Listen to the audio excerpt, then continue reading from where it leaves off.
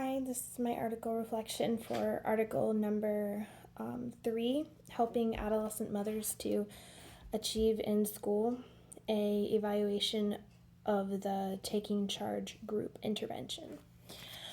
So I guess what stood out to me the most was how they compared the Hispanic population versus white and African American populations, and how they are the fastest growing ethnic group in America, and also how Hispanic girls are among the highest group that get pregnant so young. I thought that was really interesting, and also how there's not a lot of groups, there's not a lot of intervention groups for them, and I thought that was really sad. It made me feel like they were kind of being ignored, and that got me really emotional because at Pierce Family Development Center we have an adolescent parenting program. We call it our APP program, and I went to our facilitators that we have here, and I asked, I was like, hey, I know that we have 15 girls in our program that are either 19 years or younger, and how many of them are Hispanic? Well, Kristen told me that out of the 15 girls that we have, there's only 3 that are Hispanic, but that in previous, previous groups, we had a lot more. It just depends. And I was like, okay. And then I had asked her, I was like, what is the success rate for the APP program when it comes to the girls graduating high school? And she said that we had 100%, 100% graduation for all the kids in the program. And I was like, wow, that's really awesome. So I thought that was really interesting. And I would say that's what motivated those statistics and things that I found in the article motivated me to go and ask more questions here, because that is a population that we serve. I mean, it's one of the reasons why we're here, right? So I also saw that this is just a big social justice issue. And I think that once again, race is something that is predominantly found in this issue. When I was talking to Kristen, she told me that she thinks that it's culturally more acceptable to receive help by, white families. And I have to say that I kind of agree. Hispanic families were very, for us, getting pregnant at such a young age, while in high school or not married is a huge, shameful, absolute no-no kind of thing. So it's not too surprising knowing that there aren't as many Hispanic girls that are into the program or that want to participate in the program because their families kind of shelter them. And, you have the mom and the aunts and everyone, those different family members that kind of shelter around the child and kind of want to hide them and deal with it themselves within the family, helping them that way instead of allowing them to be part of a program where the motivation and the purpose of the program is for them to finish high school, for them to learn life skills, and for them to be able to succeed on their own without having so much help.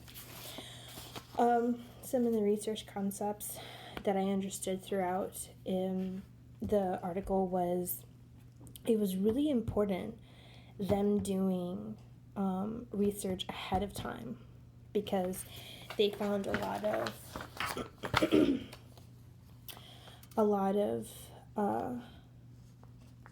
of theories that were in the program itself. So I think doing research to understand what the program is about is really important to you being able to evaluate how effective it really is. I just think the article really helped emphasize how doing prior research is so important, because if you don't understand what the program is about and you don't do prior research, then how can you understand even why it's important to evaluate the program in the first place.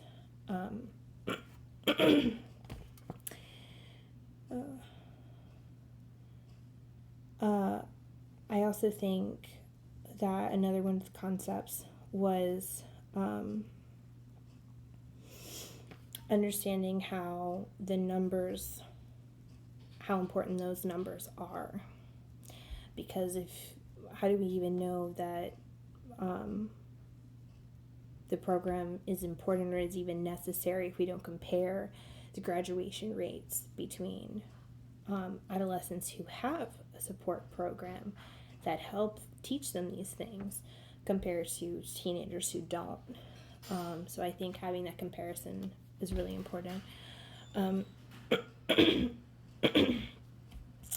One of the things that I didn't quite understand was under table 2, when they were comparing the grades. That was a little wonky for me to understand. The treatment group versus the comparison group. I didn't quite understand these decimals here, like the end average. I didn't quite understand that.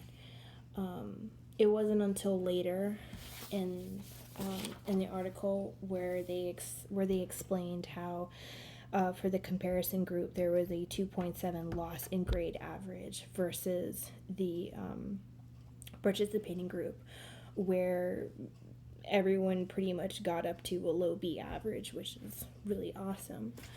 Overall, I thought it was a really good article. I thought it was really relevant, specifically to me, and especially where I'm interning at. It brought out a lot of good discussion between me and my people that work here. I can't say my supervisor just yet, but yeah, and it made me think a lot too, especially because I am Hispanic and I care about my people and I care about what happens to them and how they're viewed, so to speak. And I think it highlighted a serious social justice issue. I think this is one small point on a really big, much bigger picture of where we're at and what we find to be important. And I don't know, maybe some of these results are a good reflection of, what's happening and what we find to be important in this country and how race is still an issue. But it also, I think, the cultural aspect has a lot to do with it as well. And I think it's our job as social workers, just like at the end of the article it says how important it is for us to know and to give our clients the best, and emphasizing that we should use programs that are research based, that have been evaluated, to know how much of an impact they have, to even know that they're worth time to implement. But overall, it was a really interesting article. I really liked it.